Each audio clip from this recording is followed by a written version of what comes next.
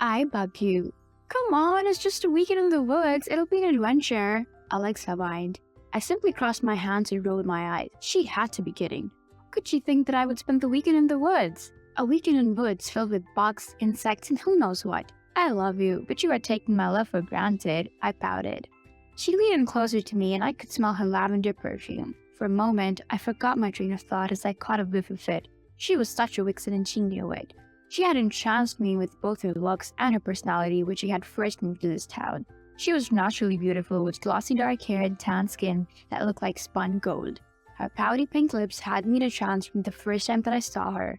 Her sweet voice was like that of a siren, capable of ruining many and sending them into damnation, but she had been my salvation. She was so different from the posh friends I surrounded myself with. She was real with her battered leather jackets and her old black motorbike.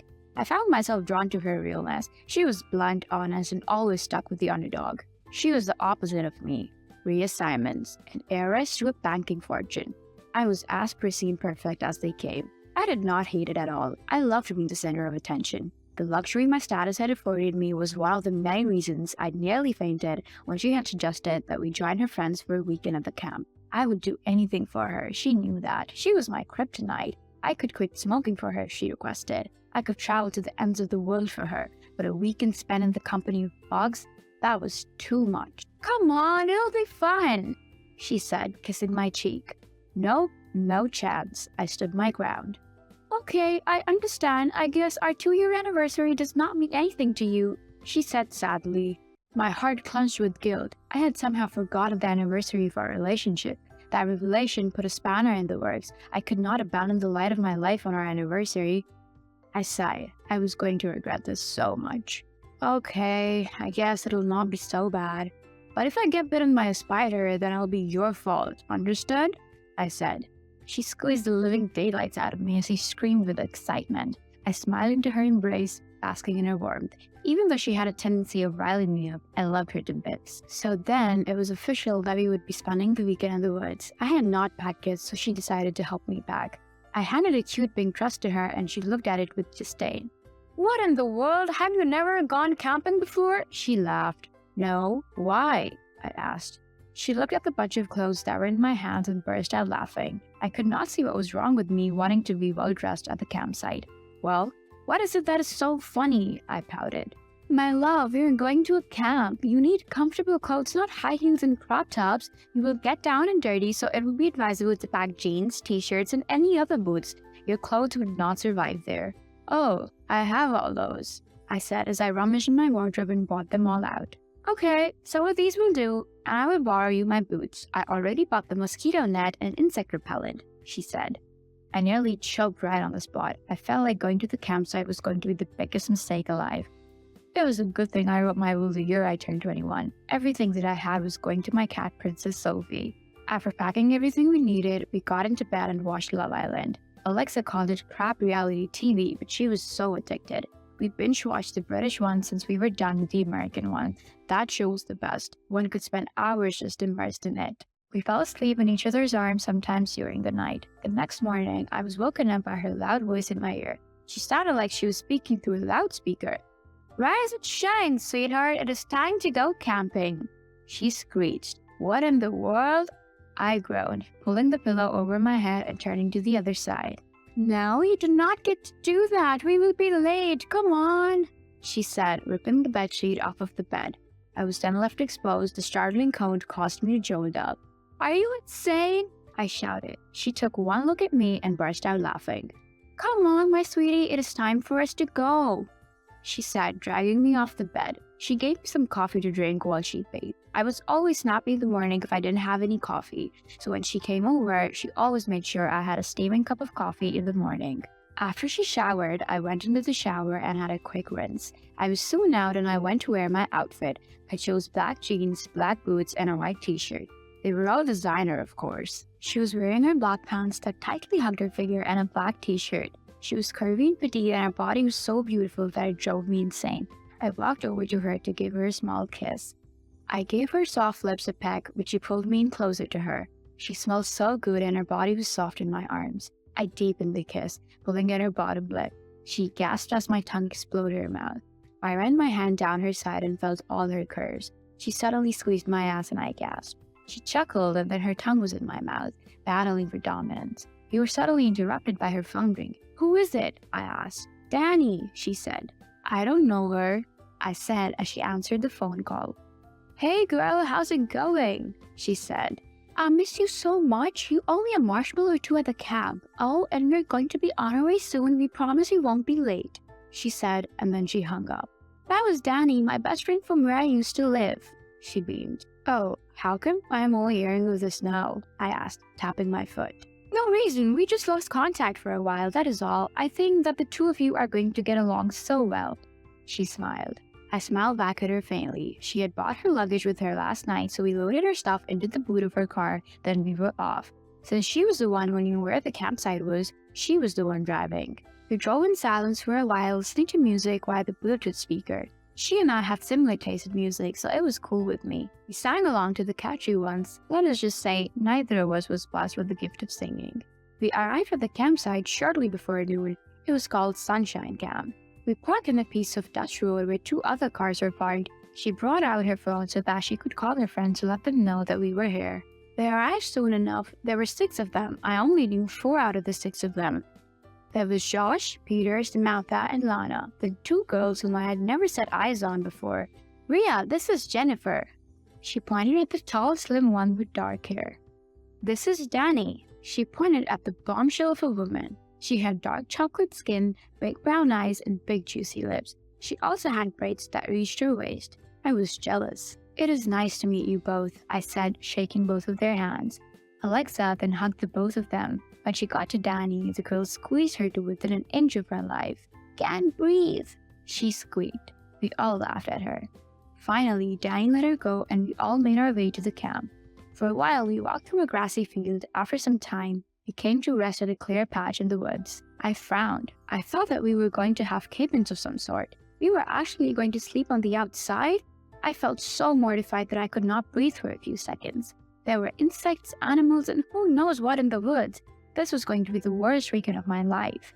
I opened my eyes to say something, but Alexa caught my eye and gave me a pleading look. I understood why she did so. I would make her look bad in front of her friends if I started complaining like that. The last thing I wanted to do was embarrass the love of my life. Oh, then I decided to suck it up and focus on her. "Interesting spot," I smiled meekly. "The best part is that it is close to the river," Josh said. It dawned on me that we were going to be using water from the river for the rest of the weekend. I nearly fainted on the spot. "Guys, do you want to go swimming before we set up?" Danny suggested. "Sure, it is like you read my mind. It is so hot," Alexa gushed. I agreed to go with because I was not looking forward to setting up the tent. We walked for a little while until we came to a river. It was not as bad as I expected. The water was clean and the grass looked very green. We all stripped down to our underwear and then began to swim. I looked around for Alexa, but I found her laughing and splashing water with Danny. To be honest, I felt a bit jealous. I felt left out, but I decided not to show it. So then I swam and chatted with the others. The water was really cool and refreshing. I felt all the tension in my body loosen up, and I let the water carry it to an unknown destination. It was also nice to swim for as long as I wanted without getting worried about getting too much chlorine on me. A bit later on, we decided to head back to our site so that we would set up the camp. After we had dried in the sun, we put our clothes back on and headed back to the site. Since there were 8 of us, we divided into pairs to make 4 tents. I had no experience setting up one, so I relied on Alexa. "Okay, I'm pretty sure that you do not know how to set up a tent, and that is okay. All I need from you is to just follow my instructions," she said. "Okay, honey boo," I said sweetly. So then we just did that. The problem was that I sucked at following her orders, so I messed up several times and we had to start again. We had begun setting up again when Danny approached us. "Hey Lexi, I saw that you two were struggling. Perhaps Rhea can go with the others to fetch some wood and I can help you?" she suggested. "Of course, thank you so much. You're a lifesaver." Alexa breathed a sigh of relief. It made me feel bad. The fact that I was useless at that stuff. Danny was gorgeous and I clearly had more in common with my girlfriend than I had. It sucked that she could do something for Alexa that I could not do. Nonetheless, I went with the others to go and look for some wood. We found a lot of twigs and branches and carried them back to the campsite. When we arrived, our tent was standing there. Perfect. "I'm starting to feel a bit hungry," Jennifer said. Everyone agreed with her, so we decided to make dinner since it was a bit late in the evening. Lana had brought a roast chicken that was already cooked. Several of us also had some canned food that we had brought. We made a fire and heated up the canned food. Afterward, we placed all the food on paper plates and ate them. I sat next to Alexa around the campfire. We all ate while making small talk. Alexa's friends were actually cool people. I liked nearly all of them. That is to say, everyone except Danny. It was just that she gave me weird vibes. She was always hanging around my lady, always helping with stuff she could have done for herself. This made me feel extremely jealous because I was the one who was supposed to take care of my girl, not some other girl. "So, how's the camp so far?"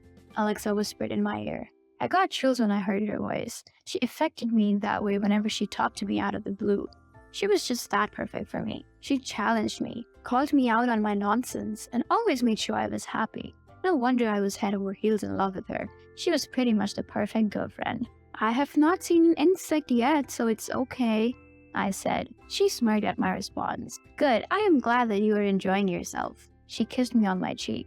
I opened my mouth to protest, then I stopped. She was right. I was actually enjoying it. It was nice to be away from the bright lights and loud noises of the city for once, to not be checking my phone for notifications for a while because there was no network here. A few hours later, we decided to roast some marshmallows while telling ghost stories. "Give me yours so that I can roast them." I pleaded with her. I could not help it. I loved taking care of her. It was just my nature.